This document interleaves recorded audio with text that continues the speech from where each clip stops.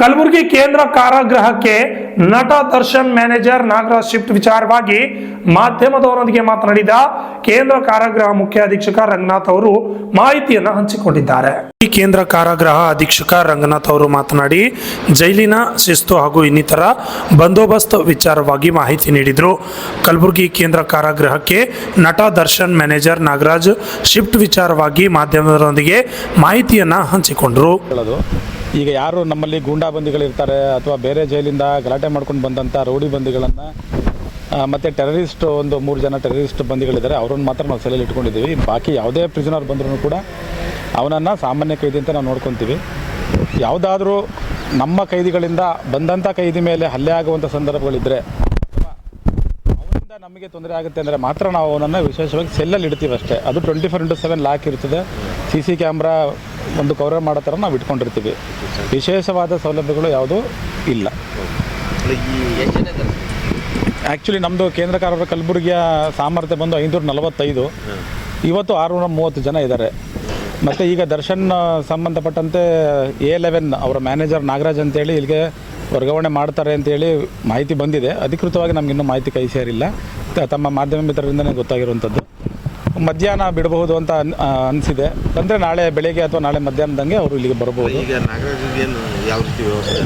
ನಾಗರಾಜ್ಗೂ ಕೂಡ ಸಾಮಾನ್ಯ ಕೈದಿ ಅಂತಲೇ, ಅವ್ನು ಯಾರೇ ಬಂದರೂ ನಾವು ಒಂದು ವಾರ ಅವ್ರನ್ನ ನಾವು ಸಾಮಾನ್ಯ ಕೈದಿ ಅಂತ ರೂಮ್ ನಂಬರ್ 14 ಅಂತಿರುತ್ತೆ, ಅಲ್ಲೇ ಇಡೋದು. ಅಲ್ಲಿ ಇಟ್ಟಾದ್ಮೇಲೆ ಬೇರೆ ಏನಾದರೂ ಮಾಡಬೇಕು, ಬೇರೆ ರೂಮ್ಗೆ ನಾವು ಶಿಫ್ಟ್ ಮಾಡ್ಲಿಕ್ಕೆ ಸಾಧ್ಯ ಇದೆ.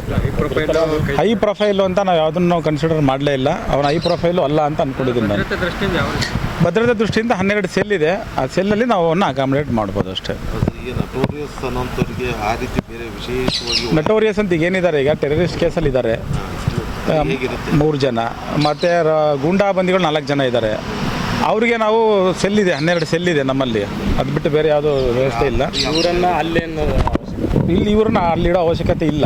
ಒಂದು ವಾರ ನಾವು ಸಾಮಾನ್ಯ ಕೈದಿ ಅಂತ ನಾವು ರೂಮ್ ನಂಬರ್ 14 ಇಡ್ತೀವಿ, ಕ್ವಾರಂಟೈನ್ ಪೀರಿಯಡ್ ಅಂತೇಳಿ. ಅದಾದಮೇಲೆ ಯಾವ ರೀತಿ ಸನ್ನಿವೇಶ ಬರುತ್ತೆ ಅದ್ರ ಪ್ರಕಾರ ನಾವು ಅವನ್ನ ಇಡಬೇಕಾಗುತ್ತೆ. 12 ಸೆಲ್ಲು ಏನಿಲ್ಲ, ನಾವು ಯಾವ 24/7 ಲಾಕ್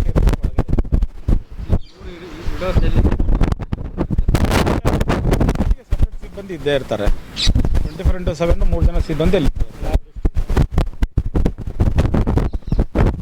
ಹಣ ಅನ್ನೋದಕ್ಕಿಂತ ಪನಿಷ್ಮೆಂಟ್ ಟ್ರಾನ್ಸ್ಫರು ಮಂಗಳೂರು, ಶಿವಮೊಗ್ಗ ಮತ್ತು ಉಡುಪಿ ಇದರಿಂದ ನಮಗೆ ಬಹಳಷ್ಟು ಜನ ಬರ್ತಾರೆ. ಯಾಕೆಂದರೆ ಆ ಜೈಲುಗಳಲ್ಲಿ ಗಲಾಟೆ ಮಾಡಿಕೊಂಡಾಗ ಅವರನ್ನು ಹದ್ದು ಬಸ್ಸಿಗೆ ತರಬೇಕು ಮತ್ತು ಅವ್ರನ್ನ ತಿದ್ದಬೇಕು ಅನ್ನೋ ಉದ್ದೇಶ ದೂರ. ಕಲಬುರಗಿ ಜೈಲು ತುಂಬ ದೂರ. ಈಗ ಮಂಗಳೂರಿಂದಾಗಲಿ ಉಡುಪಿಯಿಂದಾಗಲಿ ನೇರವಾಗಿ ಯಾವುದೇ ಟ್ರೈನ್ ವ್ಯವಸ್ಥೆಗಳಿರೋದಿಲ್ಲ. ಅವರ ಕುಟುಂಬದವ್ರನ್ನ ನಾವು ಇಂಟ್ರ್ಯೂಗಳನ್ನು ಕಟ್ ಮಾಡಿದ್ರೆ ಅಟ್ಲೀಸ್ಟ್ ಇವರು ಮನಪರಿವರ್ತನೆ ಆಗುತ್ತೆ ಅನ್ನೋ ಉದ್ದೇಶದಿಂದ ಅಲ್ಲಿಂದ ಇಲ್ಲಿಗೆ ಶಿಫ್ಟ್ ಮಾಡ್ತಾರೆ ಅಷ್ಟೇ. ಶಿಫ್ಟ್ ಮಾಡ್ತಾ ಇರೋ ಉದ್ದೇಶ